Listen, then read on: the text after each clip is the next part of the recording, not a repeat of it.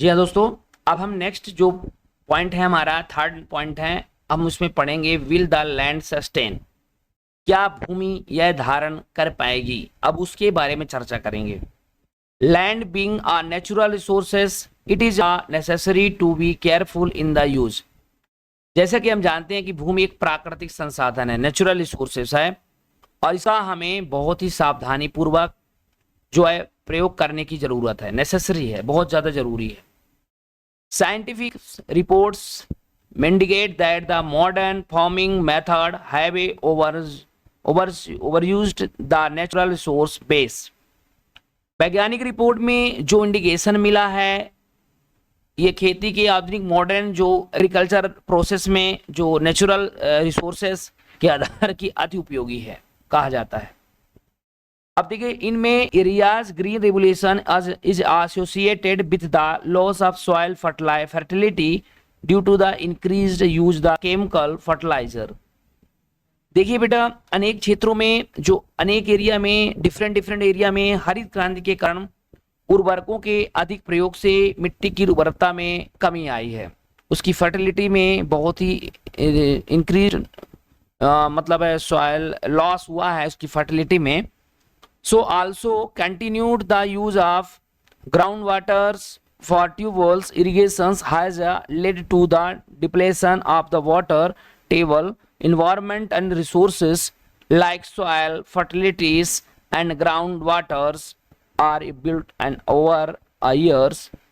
जैसा कि हरित क्रांति के इस सारे प्रॉब्लम के कारण इसके अतिरिक्त नलकूपों से जो ट्यूबवेल से लगातार इरिगेशन हो रहा है, और लैंड से जो हम लगातार वाटर का भौम जल का जो है ना प्रयोग कर रहे हैं, मिट्टी की जो फर्टिलिटी है, भौम जल का जो भी हम पर्यावरणीय संसाधन कई वर्षों में बनते हैं, तो इनके लिए हम जो उपयोग कर रहे हैं एक बार नष्ट होने के बाद इन्हें, तो इसलिए आर्यबुल्टी ओवर ईयर इनको बनने में काफ़ी समय लगता है, और इसके बनाने में इसको once destroyed it is a very difficult to restore them. एक बार अगर इनको विध्वंस या खराब कर दिया जाता है, डिस्ट्रॉय कर दिया है, तो उसको दोबारा रिस्टोर करना बहुत मुश्किल होती है। We must take care of the environment to ensure future development of agriculture. Sure कृषि की जो आगे हमें अपने फ्यूचर का भी ध्यान में रख करके और इंश्योर होकर के और हमें इसका उपयोग करना चाहिए, सुनिश्चित करके हमें पर्यावरण की देखभाल का भी करना चाहिए। अब आइए कुछ सजेस्टेड एक्टिविटी के बारे में बढ़ते हैं। After reading the following reports from newspapers magazines, write a letter to the agriculture minister in your own word telling him how use of chemical fertiliser can be harmful. अखबार पत्रिकाओं से पाठ में दी गई रिपोर्ट पढ़ने के बाद अब कृषि मंत्री को ये बताते हुए अपने शब्दों में एक पत्र लिखिए कि कैसे रासायनिक उर्वरकों का प्रयोग हानिकारक हो सकता है। एक प्रोजेक्ट वर्क है ये। अभी हम बात करते हैं केमिकल फर्टिलाइजर प्रोवाइड मिनरल्स, ठीक है, minerals which is dissolve in water and are immediately available to plants. जो रासायनिक उर्वरक ऐसे खनिज देते हैं जो पानी में घुल जाते हैं और पौधों को तुरंत उपलब्ध हो जाते हैं, ये बात तो सही है। And are immediately available in plant but these may not be retained in the, लेकिन अगर हम बात करते हैं मिट्टी में लंबे समय तक जो है बने नहीं रह पाते ये, फॉर लॉन्ग, लंबे समय तक ये, फॉर लॉन्ग मतलब लंबे समय तक ये नहीं बन पाते हैं। जैसा कि and they may is escape from the soil and polluted ground water river and takes chemical fertilizers can also kill bacteria and other microorganisms in the soil। लेकिन वे मिट्टी से निकलकर जो भौम जल होता है, जो लैंड वाटर होता है, अब उसकी बात करें तो ये जो है मेरे हिसाब से ऐसा हो जाता है कि जो लैंड वाटर हैं वो नदियाँ और तालाबों को भी प्रदूषित कर देती हैं, ठीक है। उसके अलावा भी वो बहुत सारे, this means the same after their use the soil will be less fertiliser than ever before. अभी हम बता दें कि ये जीवाणुओं और सूक्ष्म अवयवों को नष्ट कर सकते हैं, इसमें जो रासायनिक केमिकल फर्टिलाइजर जुड़ी रहती है, मिली रहती है मिट्टी में, वह करके जाती है नदियों में। उसका अर्थ है कि उनके प्रयोग के कुछ समय पश्चात मिट्टी पहले की तुलना में थोड़ा सा कम उपजाऊ रह जाएगी। ऐसी स्थिति में source of down earth in new Delhi से, तो डाउन टू अर्थ नई दिल्ली से प्रकाशित है। अब देखिए the consumption of chemicals fertiliser in Punjab is higher in the country. देश में अगर हम बात करें तो सबसे ज़्यादा जो कंज्यूम करने वाला, जो केमिकल्स फर्टिलाइजर का उपयोग करने वाला है, वो स्टेट का नाम है पंजाब।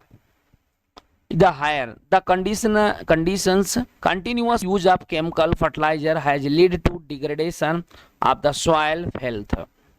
ये लगातार पंजाब के किसानों को पहले का उत्पादन स्तर पाने के लिए अब अधिक से अधिक उर्वरक फर्टिलाइजर का प्रयोग करता पड़ता है।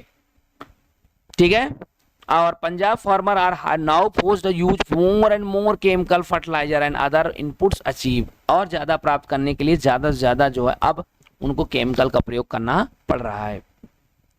ठीक है, this means a cost of cultivation is rising very fast. देखिए इसका मतलब ये है कि अगर इसका मतलब ये है कि वहाँ खेती लागत बहुत तेजी से बढ़ रही है। भाई ये कुछ देखो, ज़्यादा से ज़्यादा वहाँ केमिकल लग रहा है, ज़्यादा से ज़्यादा पेस्टिसाइड वगैरह लग रहा है, फर्टिलाइजर लग रहे हैं, जिसके कारण पैसे की भी ज़्यादा मात्रा बढ़ेगी ना वहाँ पे, जब ऐसी स्थिति है तो। ठीक है, तो ये आपका थर्ड पॉइंट आपको क्लियर करा दिया गया। ठीक है, तो ये अपन फर्स्ट चैप्टर का जो थर्ड पॉइंट था कि क्या इस तरह से ज़मीन जो है हमारा सस्टेनेबल रहेगी, क्या लैंड हमारा हमेशा इसी तरह से रहेगा, तो नहीं रह सकता। क्योंकि अगर हम लगातार इस तरह का खाद का प्रयोग करेंगे, लगातार फर्टिलाइजर केमिकल पेस्टिसाइड का उपयोग करते रहेंगे, ज़्यादा से ज़्यादा करेंगे, तो हमें आने वाला समय में भी उसकी लागत भी बढ़ जाएगी और हमारे उतना ज़्यादा उत्पादन और सोर्स नहीं रह पाएगा। तो कम से कम इसका उपयोग करना चाहिए। ठीक है, ज़्यादा ज़रूरत हो तभी उस पर करना चाहिए। सॉइल परीक्षण जरूर करवाना चाहिए, ये ज़्यादा महत्वपूर्ण। अब हम जब भी पढ़ेंगे 4th चैप्टर में पढ़ेंगे how is the land distributed between the farmer of Palanpur. Palanpur के किसानों में भूमि किस प्रकार वितरित है। ये थोड़ा सा जो इमेज में भी दिखाया गया ऊपर, जो आप देख पा रहे होंगे इमेज में, ये आपकी बुक्स में भी है। तो ये इसको ये जो लैंड में दिखाया गया है उसके हिसाब से हम इसमें चर्चा करेंगे। तो 4th चैप्टर हमारा है, ये 4 पॉइंट हमारा इसी के टॉपिक पे रहेगा। तब तक के लिए जय हिंद, जय भारत।